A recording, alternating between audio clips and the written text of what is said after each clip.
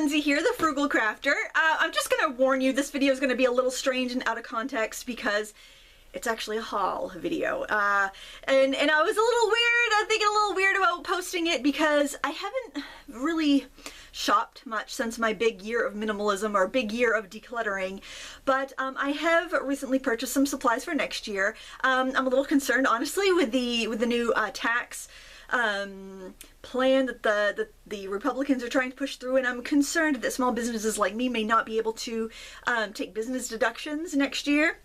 I don't know if that, maybe it's just an excuse for me to buy some stuff, I don't know, but I was just thinking that I would prepare myself for next year in different reviews and projects that I knew I had upcoming in the next 6 months or so, and also kind of replenish some stuff I was running low on, but I also have some kind of new and exciting stuff that I want to share with you. So as I mentioned, I have not done very much shopping, so I've kind of saved everything up for like the past, since I did my big craft you know, clear out, so to make it something worth watching, I guess. I also want to let you know, anybody that's new here, that this is my business, teaching art lessons, running a YouTube channel, running a website. This is part of my business, so these are actually all things that I will use for my business, and so it's not just bought on a whim, I guess I should say. But even if it was bought on a whim, it's my money, and I guess I can do what I want with it. So so hopefully that kind of can warn anybody that doesn't like haul videos that they probably don't want to watch this one.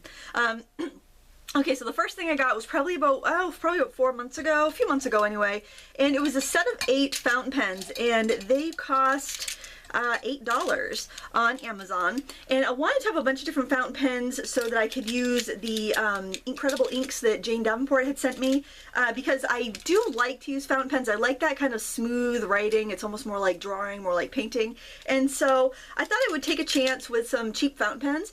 Now I will warn you, about half of them worked great right out of the package, about half of them needed a little finesse, so I had to kind of tune up the nib a little bit to get them to flow, but all in all I thought it was a great value, and I just loved how bright and colorful and cheerful they looked. These are by Jinhad, and I will link to these in the video description in case you're curious, but I figured for about $1 a pen, it was worth the risk, and it was kind of also fun to learn how to tune and like increase the flow of the ink and just kind of play with pens that were not expensive. So that was the first thing that I got, and that was a lot of fun. That actually had a lot of fun playing with those and doodling and just kind of engineering them to make them work better and how I wanted them to. So it was just kind of a fun thing, and what's wrong with that, right? Another thing that I picked up was, actually this was an impulse, I will admit it. This yarn is super bulky and super soft, and I like to make like thick hats and maybe leg warmers or something, but this was on sale for half off. This is normally $10 at AC Moore. This was $5, and I grabbed it because I knew it would be great for my I like to do a lot of like quick cable knit caps, and they require a really thick bulky yarn, and they like knit up in like 2 hours. So I enjoy projects like that have a little bit of interest because of like a cable knit, but they're also quick because I have a little low attention span. So that was that was something I picked up. So this actually I was very excited to find. I'm still waiting on one of them, but I snagged these last week on Amazon when I found them. There is a series of books, and I'm going to show you the one that I actually owned. I bought this probably about 15 years ago. The Artist Photo Reference Wildlife. I knew there was a bunch of these books, but this is the one that I chose because I have a hard time finding good wildlife reference photos, and I can't take wildlife reference photos to save my life. I'm a big, loud, klutzy person. I don't get near wildlife. They would run if I ever saw something. It would run away from me. So I got this, and I think I either got it with my Northlight Book Club subscription, or at the most I paid, you know, probably $24 for it. And then after that I regretted never buying the other ones in the series. So a few years ago I went looking for them on Amazon, and they were all like $150 each. And so I couldn't justify that price. Well, so since then, every once in a while I look, and I usually can't find any. But I found the jackpot last week when I was looking, and all of these were between $4 and $25 was the most expensive one, and that was songbirds, because I really like to paint birds, so I thought that would be a really useful one for me to have. But I'll show you these. This is landscapes, and they all have a different theme. There is some overlap, not really overlap in pictures, but there's some overlap in theme between some of these books. But I really thought they were a worthwhile investment, even though some are similar, because I find that I go online a lot looking for reference photos, and I get distracted. I'll go online looking for reference photos. I'll end up checking my email and spend, you know, an hour in email, or I'll go on Facebook, or I'll go on Pinterest, or I'll just end up getting distracted by something, and I'll end up creating no art at all. This was when I was really looking forward to the flowers, and that was when I was really kicking myself that I didn't buy before. And even there were some I didn't even know existed, like this nautical scenes. So I was really happy with this, because I do like nautical themed things. And then the one I'm waiting for is buildings and barns. So that was a great find. Like I said, I think all in all, I probably spent around $60-something with like the books and shipping, because these all came from independent, like, small bookstores on Amazon. They weren't from like Amazon itself, and everything came except for that one that I'm still waiting on, but I think it's already shipped. I'm just waiting for it to arrive. So there's a tip for you. Sometimes if you're looking for a book that's out of print, you can find it from these smaller booksellers. I think like Books and Things, or Thrift Books. Thrift Books was one that I got several from. But I was really happy to find those at a reasonable price, because I wasn't going to pay $150 for a book, but I really felt bad that I missed out on the opportunity to have those. And one thing that I have learned in my whole journey towards minimalism, and me, I'm not a minimalist, but you know, this whole journey in that direction is that most things are abundant, and you're just going to have more choices in the future. But the one thing I found with like artist reference books is that's not the case. They're releasing more digital books now, and I don't mind a digital novel, but for an artist reference book, I don't want to be anywhere near technology when I'm trying to create art, because I know myself and I know my failings, and I'm easily distracted. And so to have something like this at my fingertips is really helpful. And the other thing I like about the series is that they give you tips on how to take your own reference photos, and they also show you how to combine different reference photos to make your own unique piece, which I think is really important, because it's so easy, and I'm guilty of this. So take the lazy route and just copy something, you know, copy a composition that somebody else has composed. And I mean, I do that with royalty-free images that they're legal to use, but still, it's a lazy habit, and I want to break that habit. And I also keep expandable file folders full of reference photos that I've clipped from magazines. I mean, I've got folders that I've been filling for 20 years.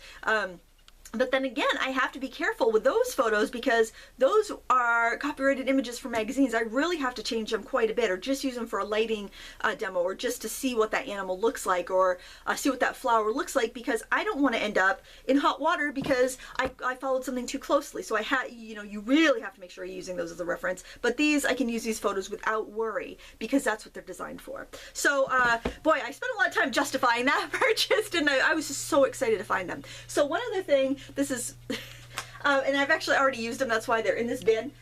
I got some bath bomb supplies. So I'm going to put a tutorial up for this. My daughters and I made these a couple days ago. They came out fantastic. And so I have Epsom salt, baking soda, citric acid, which I found on Amazon, because you could get this huge bag for like $7. Baby oil I already had. I got this little set of aluminum molds, or metal. They're either stainless steel or aluminum, I'm not sure. And then I did go to AC Moore, and I picked up this set of fragrance. They're all kind of like fruity fragrances that are designed to be able to mix together. I had their other set like this. It was more musky fragrances, but I gave them away when I gave away all my soap making supplies during the big purge. So I was kind of like, oh shoot. But you know what? I really would prefer to have fruity fragrances. I like a lighter, crisper scent myself, especially for bath products. So that's all right, because that's more of what I wanted, and they're a regular $20, and I used a 50% off coupon.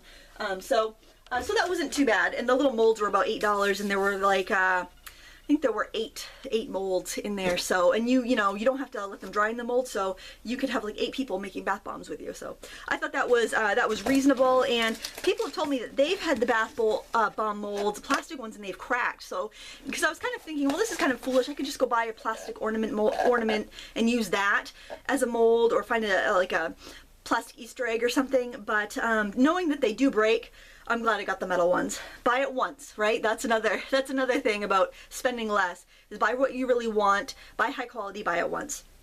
So something else I got, and the next few things I'm going to show you are from Blick. This was a set of Faber-Castell stencils, and I actually got this thinking, and I'll hold it like that so you can kind of see the designs that are on there, hopefully without glare.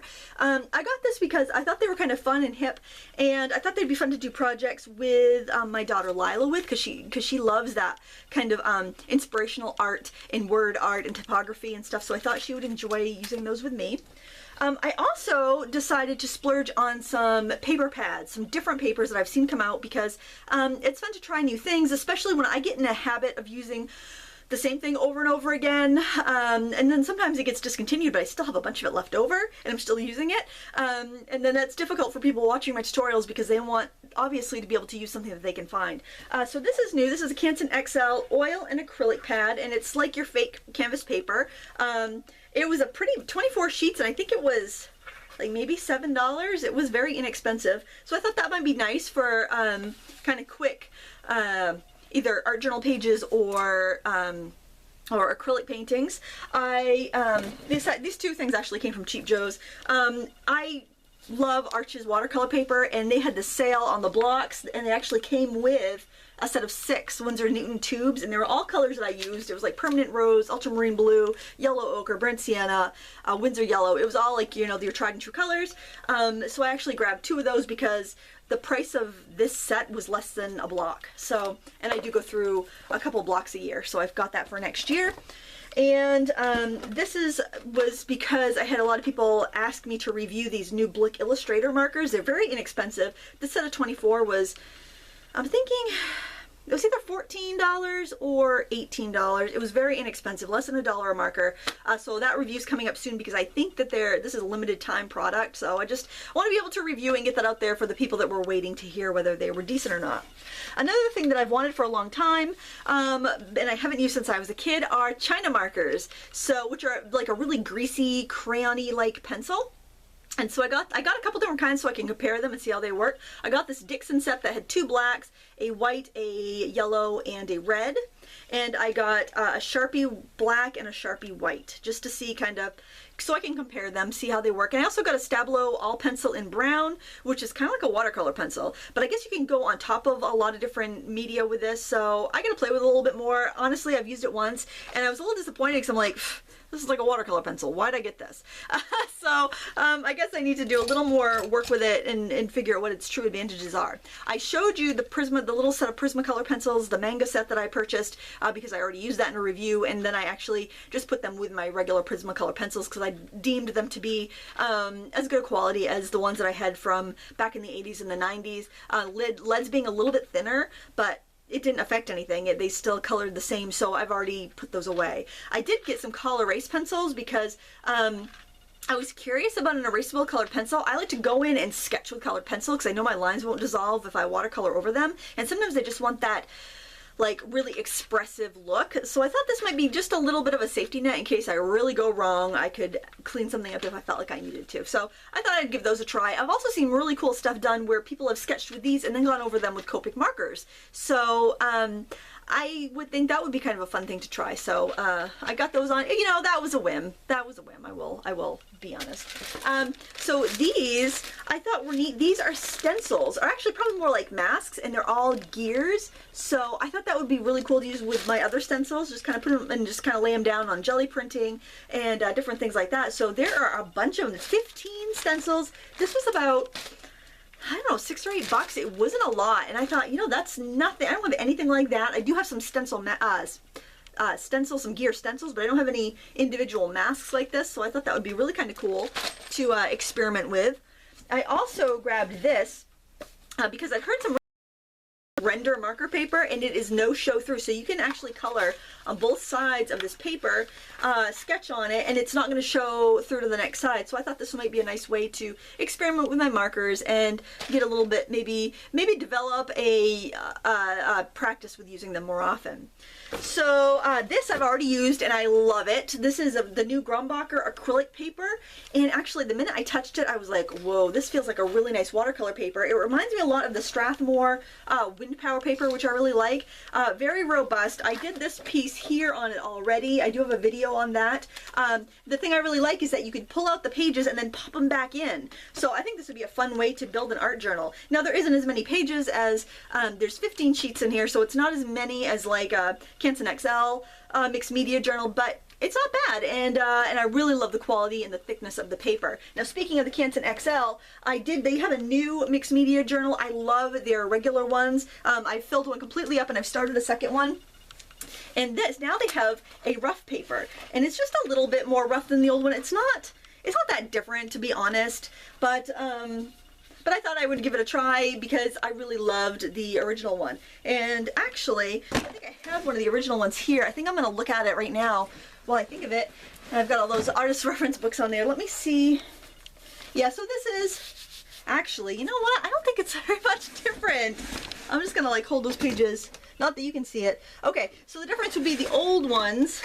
The old one has whiter paper that's a little bit smoother, and the rough is a little bit more of a natural white. So it's a little bit warmer, and it's a little bit rougher. Not a huge difference. So, you know, if you were thinking about it and you were wondering how much of a difference it is, that's a difference. Still more of a natural white, and it's just slightly rougher. Not a huge difference. So there we go, mystery solved. But that's all right because I like that. I go through that paper quite a bit, and I find it very very useful. This was exciting. This was probably the reason I actually placed the order, because I've been wanting this. I've had it in like every shopping cart in every store that I shop, just for waiting for a deal. Gansan Tone Tan mixed media paper. I love their regular mixed media paper, and I love their Tone Tan drawing paper a lot. So they have the, this is Strathmore. Did I say Gansan? Strathmore Tone Tan mixed media paper. So they've got that nice thick mixed media paper in a tone tan and a toned gray color. So I've got the 9x12 of the tan, and I got the, what's this, 6x8? This is smaller. I think it's 6x8. Yeah, 6x8 of the gray and the tan. I love to do colored pencil and pastel and you know, colors on a toned surface. Whenever I use colored pencil, I'm usually using it on a toned surface. That's why I don't use Gamsol to blend very often, because I feel like it makes it more transparent, and I like the opacity of colored pencils on a colored surface. So so there's that. Now this last bit of stuff was actually a gift. I was very surprised to find this on my doorstep the other day, and it's from American Crafts and Jane Davenport, and I've got this. She sent me this little cup, this little face, like doll face cup, and I already had these mermaid markers, so I put them in there, and oh my gosh, it looks so cheerful sitting on the shelf in my office. I just love it. So that was really fun to open up, and she sent me a couple other goodies too, and I'm very excited because I really wanted this, and I don't have a local Michael's. My local one is like an hour and a half away one way, and they don't have all the new stuff. But she sent me the Power Pastels, so I was really excited. These are kind of like an oil pastel, and I cannot wait to play with them. They're, you know, they're like super pigmented crayons, kind of like a Neo color, not the water soluble ones. They're a wax one, but I was so excited because these I was really looking forward to playing with. So I'm so excited for that. She also sent me this brush that has a beadable handle, so you can either use these beads or you can use your own large hole beads with them, so you can really get creative with your brush. This would be kind of fun in a travel kit, like if you get together with your friends and craft once a month. This would be really fun to bring, I think.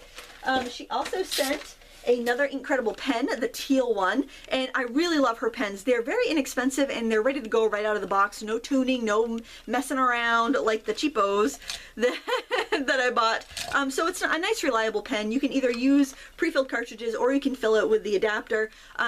It's tried and true. It's reliable. I've been using the other one since she sent it to me, and I really like it. It's also got a nice weight to it, so it feels good in your hand when you're writing. Doesn't feel chintzy at all. So that's something I definitely recommend if you like fountain pens and you want to try one out that's not too expensive.